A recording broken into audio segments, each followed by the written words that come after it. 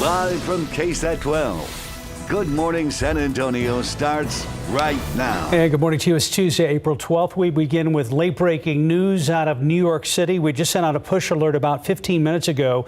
The New York Fire Department says at least 5 people have been shot in a Brooklyn subway station. It happened at the 36th Street station in the Sunset Park neighborhood. They say there were, quote, several undetonated devices also found there. We're going to continue to monitor the situation and bring you the very latest. Now let's go to local news. San Antonio police are looking for a person behind a Southwest Side shooting. They say a woman inside a home in the Five Palms neighborhood was hit by gunfire this morning. Our Katrina Weber is in the 8400 block of Hidden Bow and tells us why it's not clear if she was the intended target. San Antonio police confirm a shot that was fired from outside is what struck a woman who was sitting inside this home. It happened around 6 o'clock this morning, and that is when police arrived in this neighborhood off of Five Palms and Old Pearsall Road. They say when they arrived, they found the woman with a gunshot wound in her chest, but they described her wound as non-life-threatening. This is here in the 8400 block of Hidden Bow. That woman was taken to the hospital. Police say that at this point, they don't have much to go on as far as who shot her. They have been here trying to collect whatever physical evidence they could. We've noticed them around the outside of the house, shining flashlights on the wall and also looking in the grass just below the front wall of the house. But again, police say they're not sure who fired those shots. They believe that that person took off before they arrived. And that woman, again, in the hospital with a non-life-threatening gunshot wound in her chest. Reporting from the Southwest Side, Katrina Weber, KSAT 12 News. Thank you, Katrina. And taking a look outside with a live cam. A little humid out there. It's 72 degrees and I guess expecting rain later. There's a chance. Not everybody's going to get rain today, but we do have an opportunity for some storms as we get into the afternoon. Let's look at some of the headlines here. We've had some drizzle, some showers, and we'll continue to see some of that through midday as some energy comes through South Texas. This afternoon, sun tries to pop out. That means we could see a few thunderstorms pop up, and these will have the potential to be strong to severe. But as I mentioned, isolated. Not everybody will get rain out of this. And then as we get into tomorrow, windy, much drier, and we start to pick up a fire danger by tomorrow afternoon. So a lot of moving parts in this forecast. The other bad news, I guess I'll say, is Oak. Jumped into the very high category today, 11,040. Moles are low at 370. So if you suffer from oak allergies, I'm sorry to show you that. Live radar is indicating we do have some showers coming in from the west. That's some of that energy I was talking about. So expect cloudy skies and a couple sprinkly showers here over the next couple of hours. 69 Kerrville, 72 Hondo, 76 in Pleasanton. Most places in the 70s this morning, and it is definitely muggy. Let's go hour by hour here. 30% chance of rain at 11 a.m. By noontime, just a 20% chance of rain. But we bring that back up to a 30% chance 3 through about 6 o'clock or so to account for some of those storms that could develop on that dry line. It'll be hot, 91, the forecast high a little bit later today. Traffic department has been busy this morning. We've had some issues in I-10. How does it look right now, Stephen? Unfortunately, Justin, now that the only difference is that it looks a little brighter. We do have the situation off I-10 at Brazos. Let's bring the camera in and show you. What we're looking at is a charred remains of a cargo trailer that actually caught fire just before midnight. I did receive some information from the San Antonio Police Department. They are urging any drivers avoid this area because this will be closed off I-10 in those eastbound upper level for an unknown amount of time, several hours at least. But we can see that the lower level, that is, has thankfully reopened. Unfortunately, that red search of red has just stayed the same for the last few hours. First responders have begun clearing this out, but keep in mind, they've been there for several hours, started overnight, worked their way through the early hours of this morning. We can expect to see some closures for the next several hours. San Antonio Police, again, encouraging drivers to avoid that area. We'll look for some alternative routes here in a minute, but I got to drive down over here because off I-35 southbound at Somerset, we do have a pretty serious crash. And as you take a look at this view from TransGuide, want to give you a view of how bad that is. Want to jump past that map and show you how we do see several lanes of traffic blocked off over here. Shaky camera shot. We're going to have to find out what's happening, but this is definitely leading to some major delays in those southbound lanes of 35. We'll find out more and have those alternative routes coming up a little bit later on in this newscast. Mark, Stephanie. Thank you, Stephen. Here's today's 9 at 9. The fire out at Camp Bullis is now 70% contained. It has burned around 3,000 acres since it started on Saturday afternoon. The overnight rain Sunday into Monday and humid conditions did help contain the fire and keep it from growing. So far, no injuries have been reported and no structures have been burned. Devastating new images coming out of Mariupol show the extent of brutality from Russian troops in Ukraine. Thousands of bodies lining the streets, and now there's possible evidence of a chemical attack. If that is confirmed, it could represent a major escalation in this war. President Biden is expected to announce that the EPA will issue an emergency waiver permitting year-round sales of E15 gasoline. The sale of that type of gas is usually prohibited from June to mid-September because of air quality concerns. However, President Biden is hoping this will help counter the rising gas prices. COVID-19 cases among children in the U.S. continue to go down. The American Academy of Pediatrics says cases fell less than 1% last week from the week before. Still, almost 26,000 kids tested positive last week. CDC is working on new framework for rules regarding public transportation and wearing masks. The current mandate is set to expire on Monday unless it gets extended. Right now, it currently requires people to wear masks on planes, trains, airports, and ferry terminals. Investors are heading into what could be another down day at the opening bell. Overnight futures pointing to a lower open after markets slid again Monday. The S&P losing 1.7%, the Dow closing off 1.2%, and the Nasdaq shedding 2.2%. Tech and energy stocks are leading the retreat. Staffing issues are forcing JetBlue Airways to cut flights this summer. They say they are canceling 8 to 10% of flights starting next month through the summer. Other airlines are making similar changes, including Alaska and Delta Airlines. Inflation is taking a big bite out of retirement for a lot of Americans. The Wall Street Journal says rising prices are forcing many older Americans to head back into the workforce. The share of people over 55 either working or looking for a job rose to nearly 39% last month, up from 38.4% in October. Honda is getting ready to hit the accelerator on electric vehicles. The car maker now says it plans to spend $64 billion on research and development over the next decade. It plans to roll out 30 electric vehicles around the world by 2030. And that's today's 9 at 9. In your morning headlines, panic in Times Square and Mattel going environmentally friendly. And looking for this year's Gerber baby and running more than just a marathon for more than just a medal. David Sears is here to explain all of this. Morning, Dave. Morning. This is right up your alley. I was looking. You'll like this story. We'll get to that in just a second. Thanks. But first, you're looking at Times Square, downtown New York. Now, this is not the breaking news we told you about earlier. This happened Sunday night. You can see all the people scattering right here. And then you see the fire trucks headed in towards the danger. Eyewitnesses reported hearing an explosion. And that's why the people were scattering. You're looking at EarthCam video. Several manhole covers blew off. When firefighters got to the scene, they found dark gray smoke coming from a total of 3 manholes that were on fire. Once I seen the fire, the cops started telling me to back up. I slowly started backing up, but still, I started, I started proceeding, to the fire, and then it actually exploded right in front of me, and that's when I just, I started running. Yeah, it turns out the explosion happened because of power cable failure. And that's not all. Firefighters also found elevated carbon monoxide levels in the historic 229 West 43rd Street district. Some of the folks had to be evacuated, so that was something else they had to worry about for a while. The good news is there were no power outages. Mattel making a few changes when it comes to manufacturing their toys. They are trying to make them more environmentally friendly. These are some of the carbon neutral toys that they're manufacturing. There's a Matchbox Tesla using recycled items. The farm set, Mattel actually bought carbon offsets from Canada's Darkwood Forest Conservation Project. There are climate experts, though, who don't think it's all that great since they still use fossil fuels in their creation.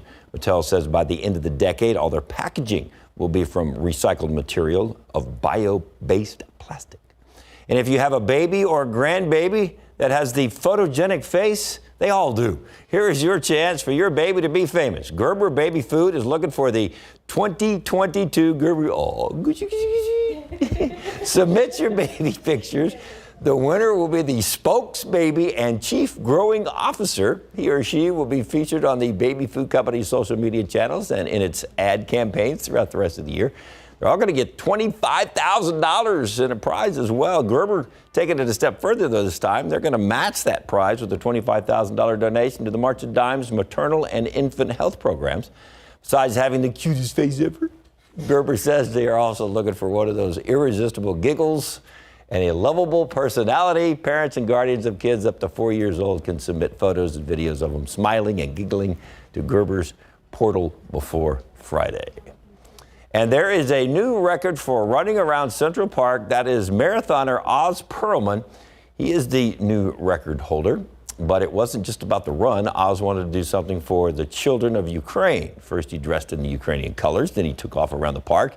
He started when the park opened just after 6 a.m. He ended up going around the loop 19 times. Stephanie, that's 116 miles. That's a new record. And he finished before midnight. It's amazing. I wanted to do something to raise money for the children of Ukraine. Just the situation there. I'm a parent of 3 young kids. It's breaking my heart to see it. And then yeah, so far he has raised $110,000 for those kids. That's in great. Ukraine. 116 miles? Mad respect, right, Steph? Are you serious? Definitely. Well, and this pace is not too shabby either. Exactly. For all those like miles. I think, or started off like doing 6-minute miles and then something even faster. And then, that's nuts. And he had to stop and take pictures and then he kicked it back in. I'm glad he raised all that money, though. That's good. For a great cause. Yeah. I know some people can't run 19 laps around their house, much less around a park. I'm right here, David. Right here. Thank you very much, David Sears. See you a little bit later on. Right now, 9:09, about 72 degrees. Max Massey is with us now to tell us what's coming up next on GMSA at 9. Good morning, guys. Yes, we are here at Port SA's newest facility, and take a look. We're gaming. We're even gaming with the mayor. We got a lot going on. We're going to be talking about the future of esports and the future of technology here in the Alamo City. It's a common theme here in San Antonio. The tech industry is still on the rise in the Alamo City. So the massive Tech Port Center and Arena is progressing towards its grand opening to the public at the end of the month. However, Max Massey is giving us an inside look. Max, what part of the facility are you looking at this morning? Good morning, guys. We are looking at the Tech Port Gaming Facility, and it is amazing. We're here with Sam Elizondo. So, Sam, what does this mean for the future of esports in San Antonio? I think it's the first step in a long path for San Antonio. Really and truly, it's a terrific investment, not only in the community, workforce development, but a community that's been growing here for a really long time. And, you know, I think it's going to change the face of San Antonio, if we're being honest. Speaking of looking at things on their face, if you look at these I don't even know, hard drives, but there's water in them. Can you explain why and what it means for these students? Yeah, I mean, absolutely. So the fluid is in there to actually help keep the PC particularly cool. These are EK Fluid gaming PCs. So there's somebody that's partnered with us to help facilitate the development of the LAN center. And really what that translates to is there's no barrier to entry. These are some of the nicest and highest performing PCs that you could find, meaning you can compete with the professionals without any real concern of latency or frame rate loss or any of that stuff. Okay, now a lot of students out here, a lot of students in San Antonio interested in esports, but how does that directly correlate to a future in, say, cyber or technology?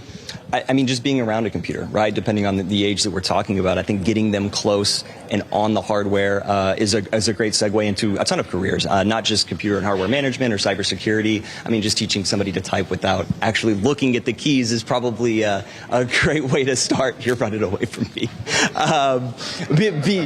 Beyond that, you know, it gives kids a glimpse into all of these different career paths that kind of surround gaming and esports, and this is kind of their first touch to it. All right, so we are joined here with the mayor, who has been locked in. You got your esports jersey on. So from your perspective, what does this mean for the future of the tech sector in the Alamo City? Well, we are witnessing sort of a coming out of what has been an emerging sector in San Antonio, where we are a world leader at this point. You know, in Port San Antonio, which is our old Kelly Air Force Base that was closed during base realignment closure in the 90s, has been quietly becoming a center for cyber and technology infrastructure for a number of years. With the opening of this facility and bringing the convergence of educational opportunity and students with the collegiate and high school teams coming down here, I think you're going to finally see San Antonio take its place on the mantle of cities that are at the top of their game in terms of cyber and technology. Speaking of top of the game, are you winning? What's going on here? What game are you playing? And are you locked in? I am behind 1-0 I'll take blame for that. because I unfortunately scored an own goal with this rocket. At any rate, I'm coming back though. Okay. So Full confidence. And this is really, I mean, it is about these e-sport opportunities, but you take a look around the technology that's in this room. Students are actually building this kind of machine. They're learning what's in there. They're learning the software that is involved with putting this up on the screen and getting people engaged in it. They're learning the security platforms behind it, the knowledge and the skills that they're learning here, and they're being applied in real job creation are transferable to any number of careers. So this is really, you're witnessing the future of San Antonio emerge at Port San Antonio. All right, Mr. Mayor, thank you so much. Good luck. Thank you. Guys, if you have any questions about the facility or what comes next, we're going to have all the answers. Just head to KSAT.com and, of course, on the news at noon. Guys, back to you. Thank you, Mayor. Thank you, Max. And Justin, we are expecting rain, but not everybody will get some, you said. Yeah, it's going to be more isolated this afternoon. We've had some light showers this morning, nothing that's added up to a whole lot. But as we get into the afternoon, we could see some bigger thunderstorms. The question is, will they be able to overcome a cap that we have in the atmosphere, kind of like a lid? We do have a storm system that's working through a weak piece of energy here that's helping to give lift to some of these showers this morning. And as long as it's around this afternoon, that means the potential is there. You can see just light stuff really on the radar right now. We see some showers just to the west of San Antonio, and these may work in our direction here next couple of hours, along with more cloud cover.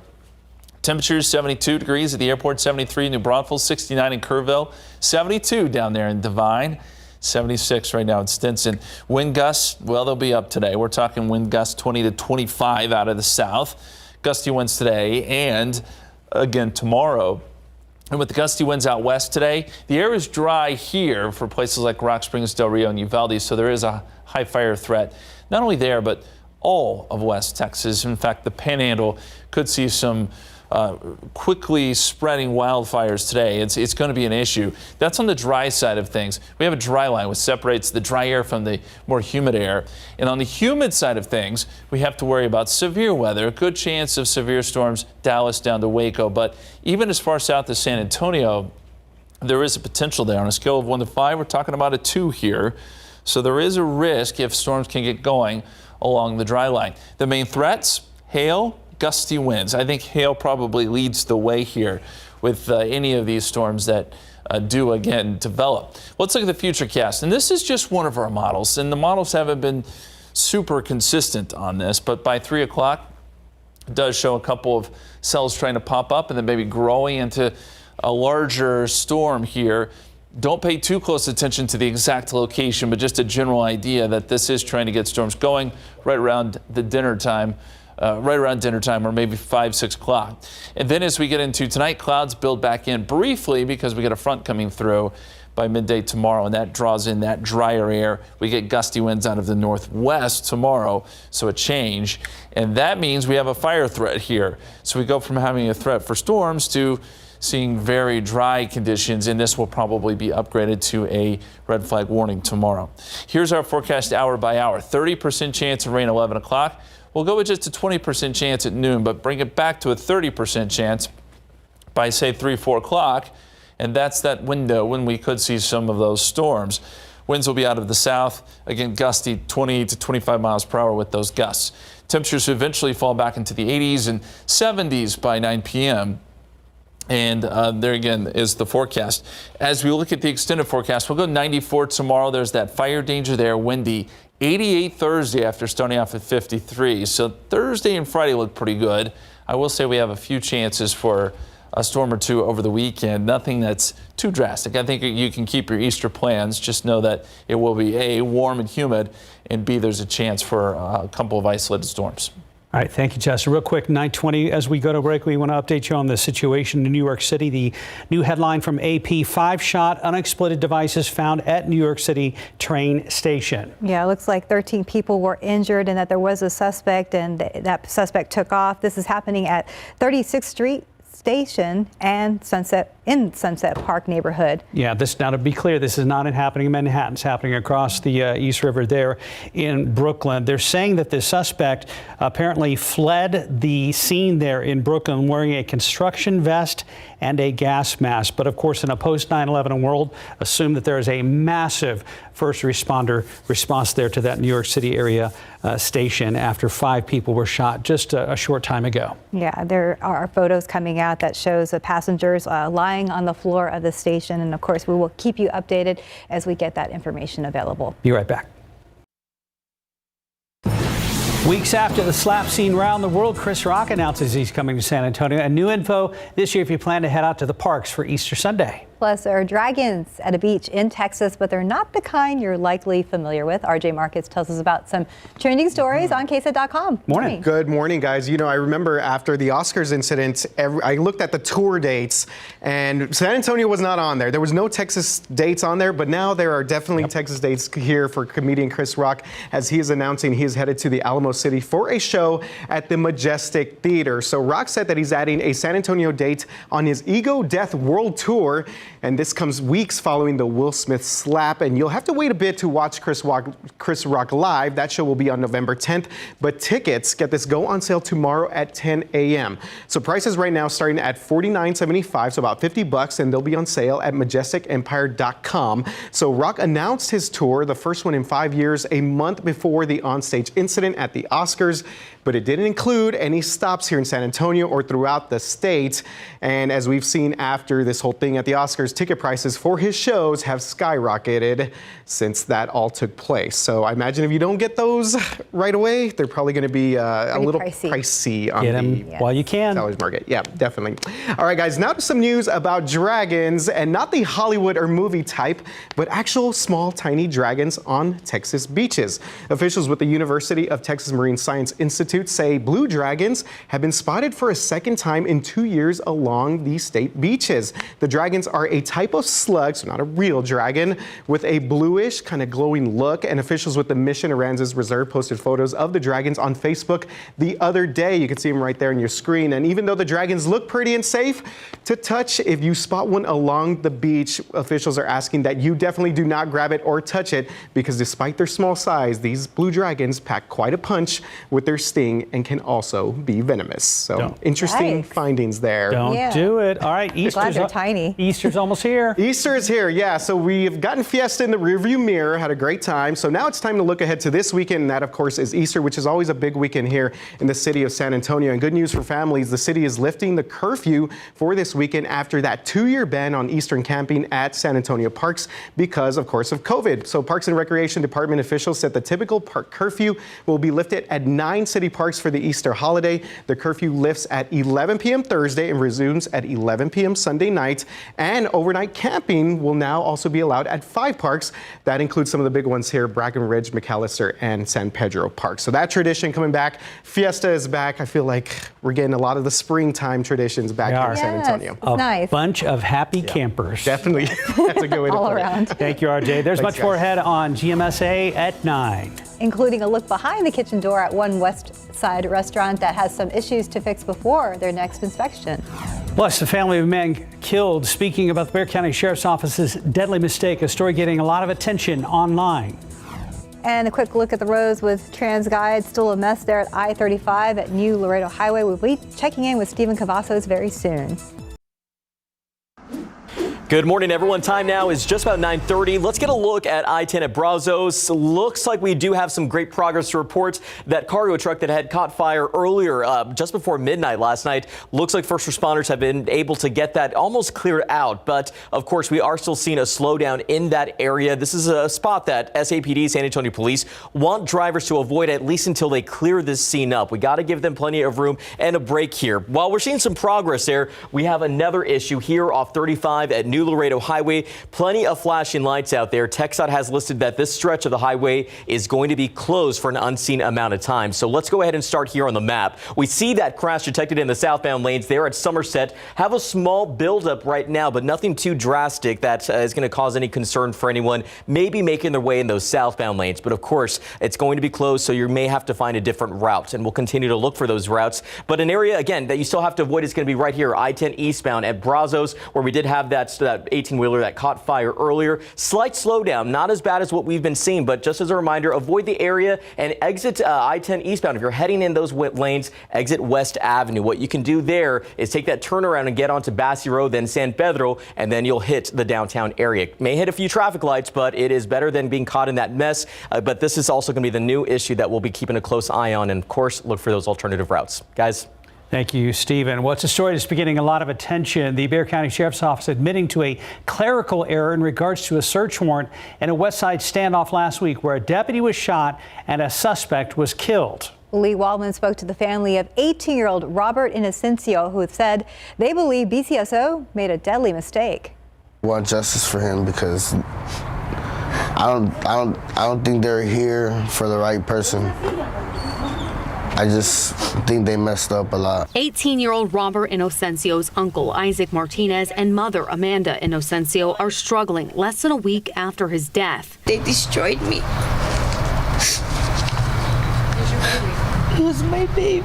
The man their family lovingly called Tony, my dad would call him Tony Baloney, died during a shooting incident with deputies last Tuesday. According to Sheriff Javier Salazar, deputies with their fugitive apprehension unit were serving 2 felony warrants for aggravated robbery and narcotic offenses at this home on Demya Drive. Deputy Miguel Gonzalez knocked on a shed-like structure at the back of the property and then slightly opened the door. Salazar says Gonzalez tried to retreat but was shot.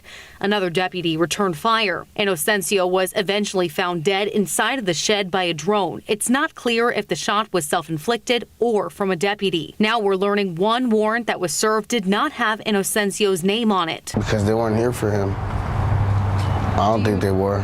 A BCSO statement released today says a search warrant was executed after Deputy Gonzalez was shot, but an administrative error referenced a different person. A BCSO statement released today says a search warrant was executed after Deputy Gonzalez was shot, but an administrative error referenced a different person. Edwin Rene Albino, a man arrested on a road rage charge last fall. However, the statement continues, quote, the administrative error does not negate the legal validity of the actual search warrant executed at 206 Demya, unquote. Inocencio's family says he may not have been perfect, but he didn't deserve to die. Nobody deserves to go like this. It doesn't make sense, and they're clerical.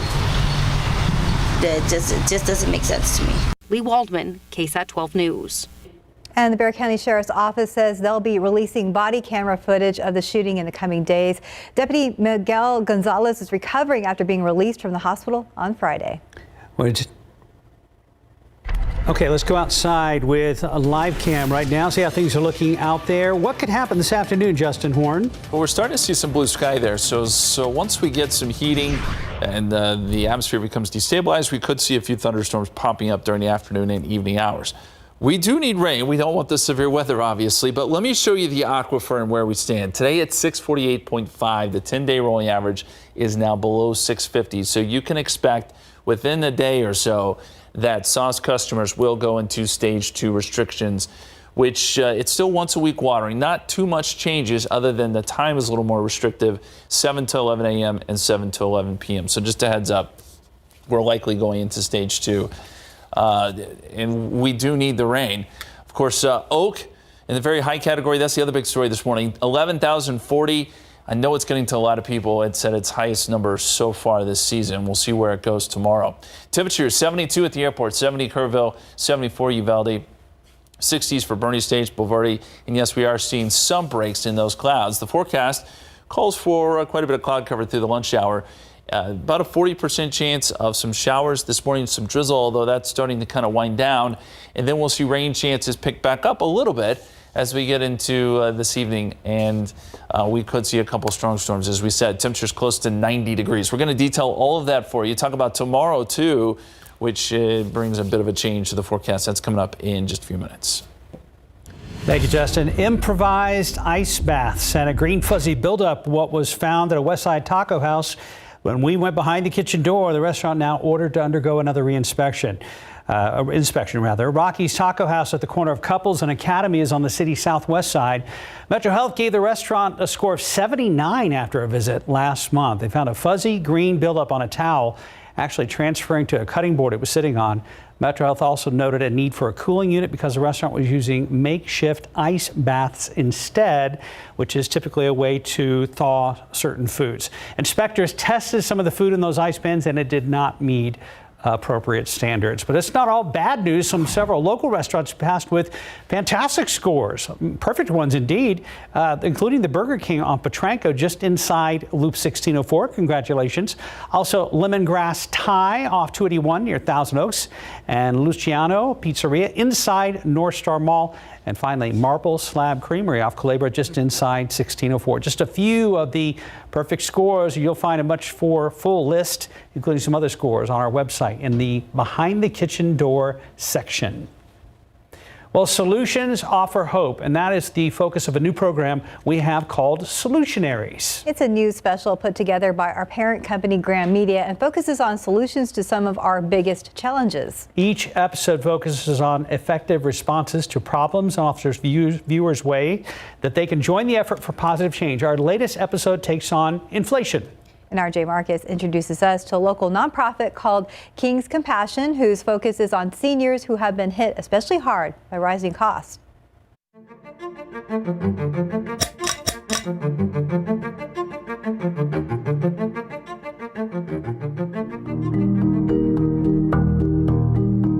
The pandemic, supply and labor shortages, global tension, so many contributors to inflation, which impacts all of us, some more than others. Our seniors, for example, many on fixed incomes, many carrying more debt than ever before. Households led by someone aged 65 to 74 carrying 14% more debt than someone of the same age did in 1989. A Harvard report revealed housing costs burden seniors are still paying 30% or more gross income on housing costs. Solutions exist. They may not be perfect, but one of the most effective, sustainable ways older people are getting help is from caring people and groups that provide food and other resources. They also provide hope and a reminder of the support, compassion, and goodwill that make our community what it is, a city that continues to step up to help those in need.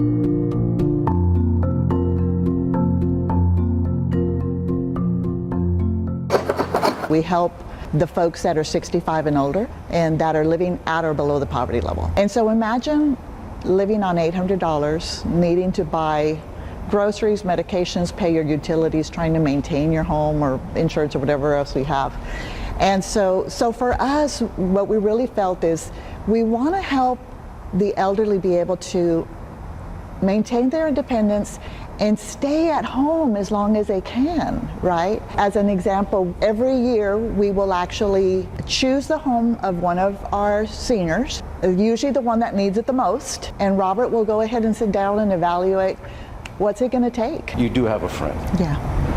Whether it's delivering diapers or delivering furniture or even mowing a yard.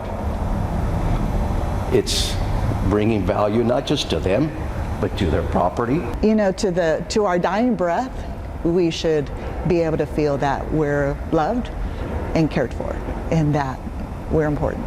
So that's how we're trying to turn around, cause a paradigm shift, so to speak, that the elderly have value.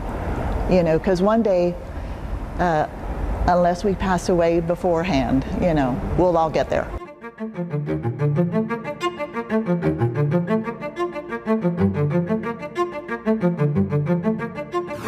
You can check out more of our Solutionaries content at youtube.com/solutionaries. You can also scan the QR code on your screen right now. And there you'll find hours of solutions-based stories focused on delivering answers to complicated issues like police-community relations, the housing crisis, and so much more.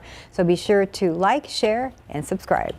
Right now, 9:41, about 73 degrees. Coming up next, we're going to take a look at how the Party with a Purpose turned out this year and how much it benefited some of our local nonprofits.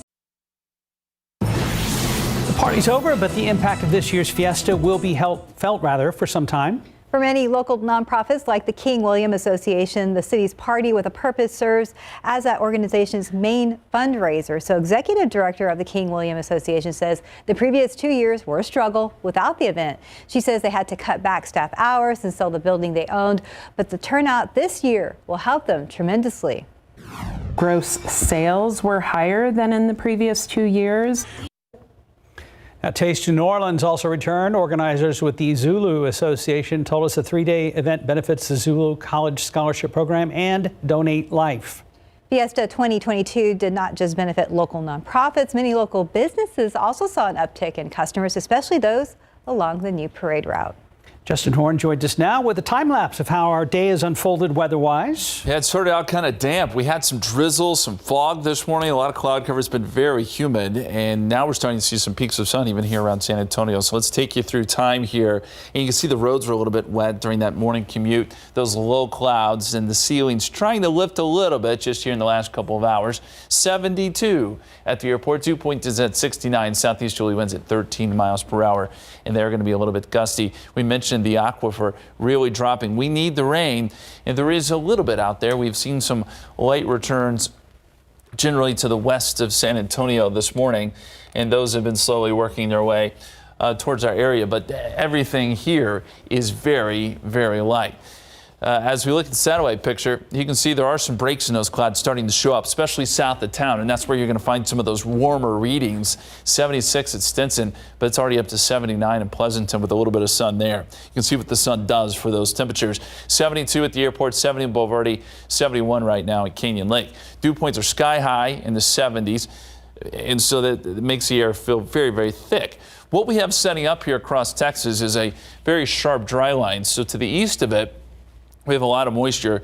To the west of it, it is extremely dry. This dew point is going to try to progress east today. As it does, it may give lift to some storms, and some of those could be strong to severe. On the backside of it, you're going to have the fire threat, and there is a pretty extreme fire threat across the Texas Panhandle today with those gusty winds and dry conditions. And that does include some of our western counties, by the way. That's going to go from 1 p.m. through 9 p.m.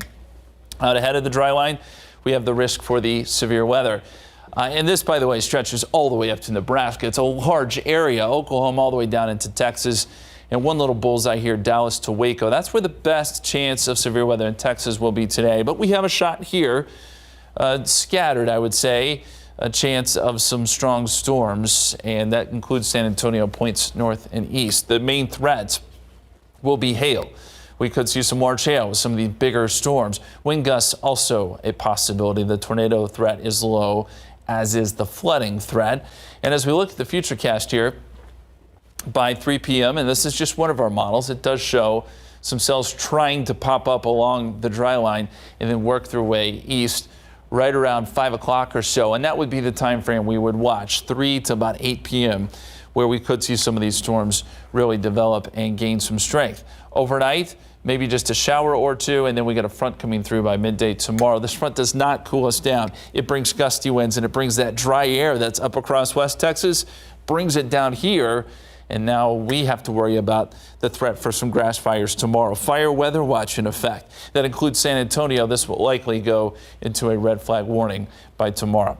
So our forecast, just a 30% chance of rain through the lunch hour, and in fact, rain chances drop off a little bit midday, but we'll pick them back up 3, 4, 5 o'clock with that chance for some storms.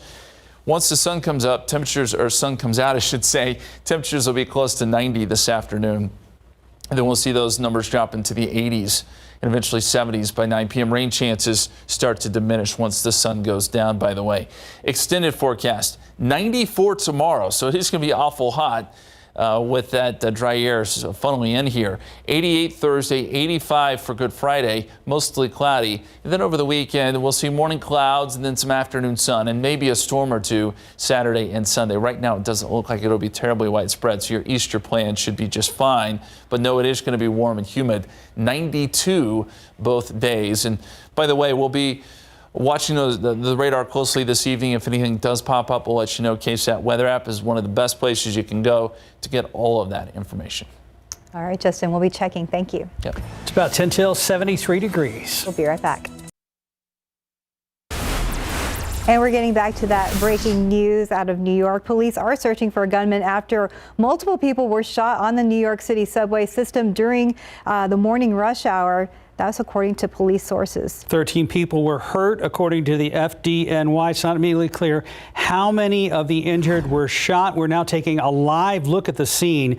The victims were taken to hospitals in varying conditions. All this according to ABC News. And the incident, reported just before 8:30 a.m. local time, appears to have started on a northbound North subway car in Brooklyn. The 36th Street subway station in Sunset Park and the 25th Street station in Greenwood Heights were also impacted. There was smoke on the N train prior to it pulling into the 36th Street station. A source told ABC News multiple smoke devices were likely used. Now, the New York City Police Department saying there are no active explosive devices. And that was one of the initial reports, is that there possibly were some undetonated devices. But obviously, this is still an unfolding situation. We're going to have much more in all our newscasts. World News Tonight with David Muir, and online at KSAT.com. All right, let's look at traffic.